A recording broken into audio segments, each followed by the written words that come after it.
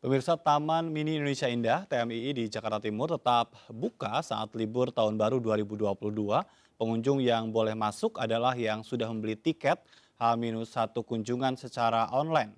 Pembelian tiket sebetulnya dapat pula dilakukan di loket, namun pembayarannya tidak dilakukan secara tunai, melainkan cashless atau non-tunai menggunakan kartu kredit atau QR. Pihak Taman Mini Indonesia Indah tidak menerapkan pembatasan usia, di mana anak-anak di bawah 12 tahun juga diizinkan untuk masuk dengan pengawasan dari orang tua yang telah divaksin. Taman Mini Indonesia Indah mulai beroperasi pukul 6 pagi dan tutup pukul 3 sore.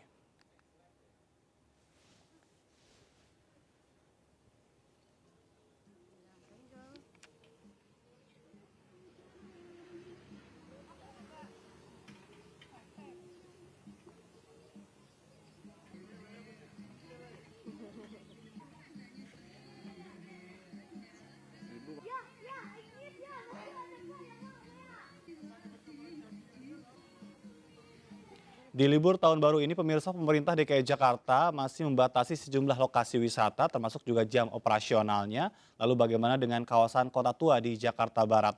Sudah ada rekan Baby Kristami di sana. Baby, bagaimana dengan kawasan Kota Tua? Apakah diperbolehkan warga atau wisatawan untuk bisa berlibur menikmati akhir pekan di sana?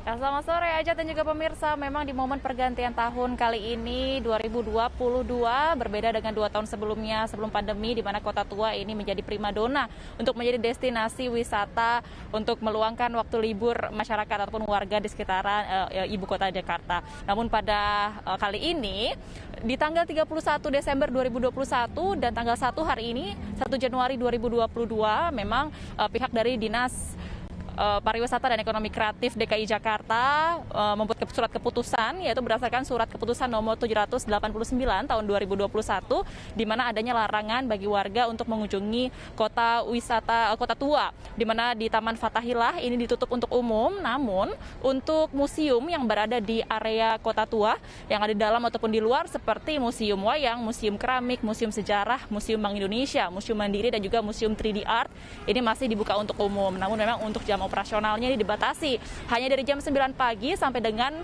jam 15.00 atau jam 3 sore waktu Indonesia Barat. Dan untuk restoran ataupun bar yang berada di area Kota Tua ini juga masih diperbolehkan untuk beroperasi.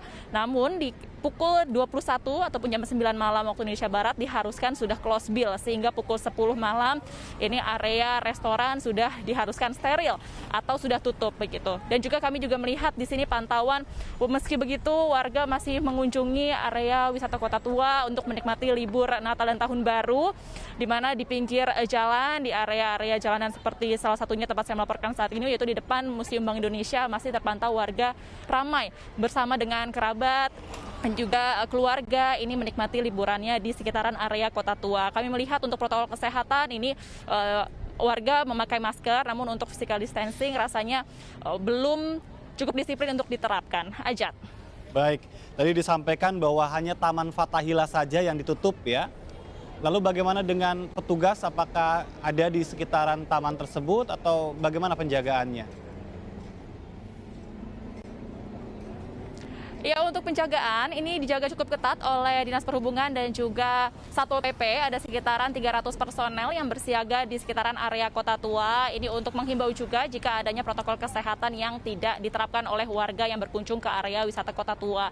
Lalu juga untuk area-area seperti di dekat Kali Besar ini tidak diperbolehkan adanya kendaraan yang melintas, ini langsung diputar balikan arah.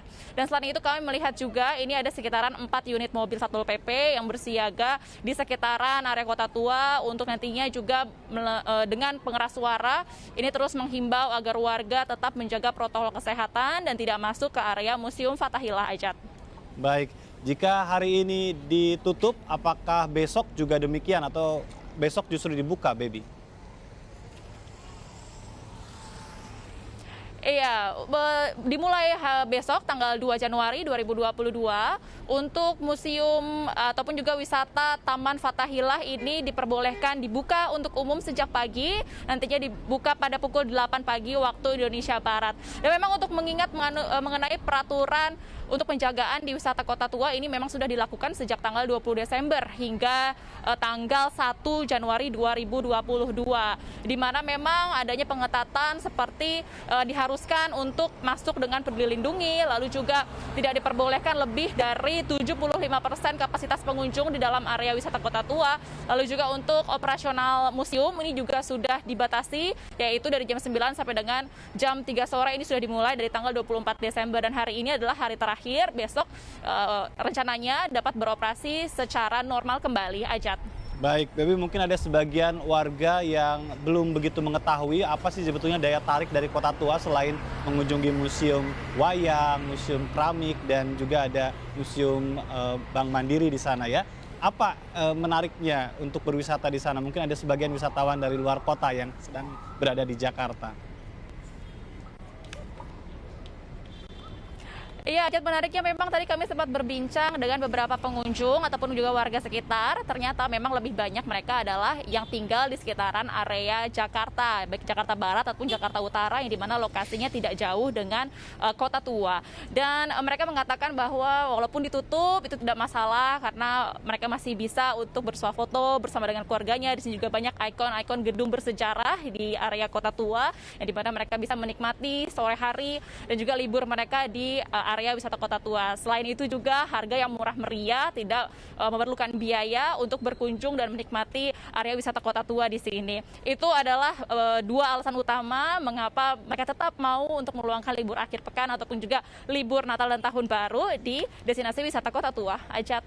Baik, jadi mulai besok bisa kembali foto-foto di Taman Fathahillah ya, Baby ya.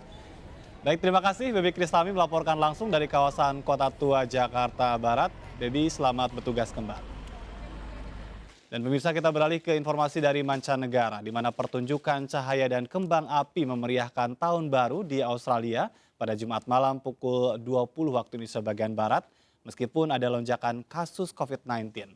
Pertunjukan cahaya untuk menyambut Tahun Baru juga tersaji di Auckland, Selandia Baru, dan Pyongyang, Korea Utara. Pertunjukan berlangsung dengan layar belakang Sydney Harbour dan juga Sydney Opera House, di mana beberapa kembang api dilepaskan lebih awal di malam hari untuk memberikan kesempatan bagi anak-anak melihat pertunjukan kembang api tanpa harus begadang. Beberapa jam sebelum perayaan dimulai, otoritas kesehatan Australia melaporkan rekor 32.000 kasus COVID-19 baru yang sebagian besar diantaranya terjadi di Sydney.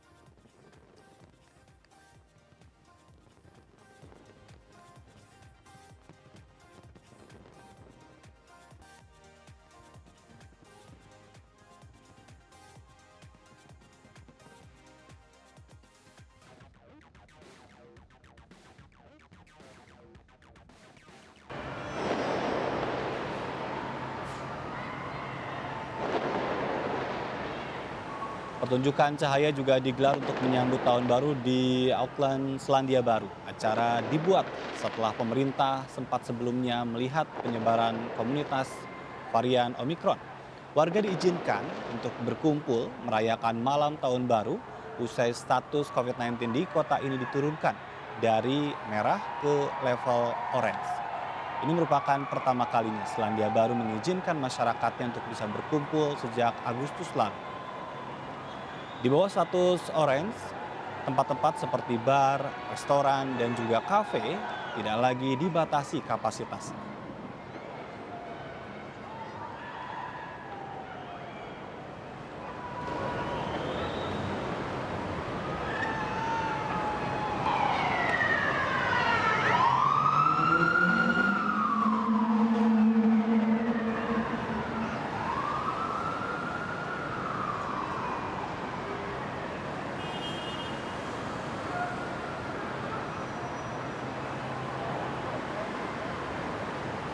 Ya, kembang api yang begitu indah pemirsa ya.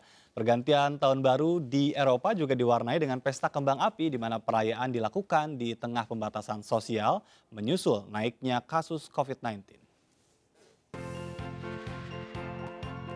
Pergantian malam tahun baru di kota Madrid, Spanyol diramaikan ribuan warga. Mereka menikmati pesta kembang api yang digelar di kawasan Puerta del Sol. Masih digelar di tengah pandemi COVID-19, jumlah pengunjung dibatasi yang biasanya 20.000 orang, kini hanya sepertiganya. Meski diimbau untuk tetap mengenakan masker dan menjaga jarak, masih banyak pengunjung yang tidak patuh. Petugas pun disiagakan untuk menegur mereka yang lalai. Di tengah perayaan, warga menjalankan tradisi makan 12 butir anggur saat jam berdentang sebanyak 12 kali pada pergantian tahun. Di Berlin, Jerman, perayaan dipusatkan di Berlin-Brandenburg. Jika biasanya dihadiri ratusan ribu orang, pesta kembang api kali ini dihadiri hanya sedikit orang di tengah meningkatnya lagi kasus COVID-19. Pemerintah membatasi pesta kembang api dan melarang kerumunan untuk mencegah penularan virus.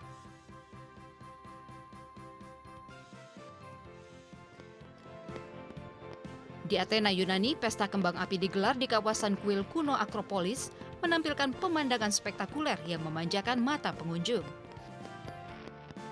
Meski demikian, pesta kembang api dihadiri pengunjung dalam jumlah terbatas di tengah pembatasan sosial yang diterapkan pemerintah untuk mencegah meningkatnya jumlah kasus COVID-19. Pemerintah juga melarang konser musik yang biasa digelar pada malam tahun baru.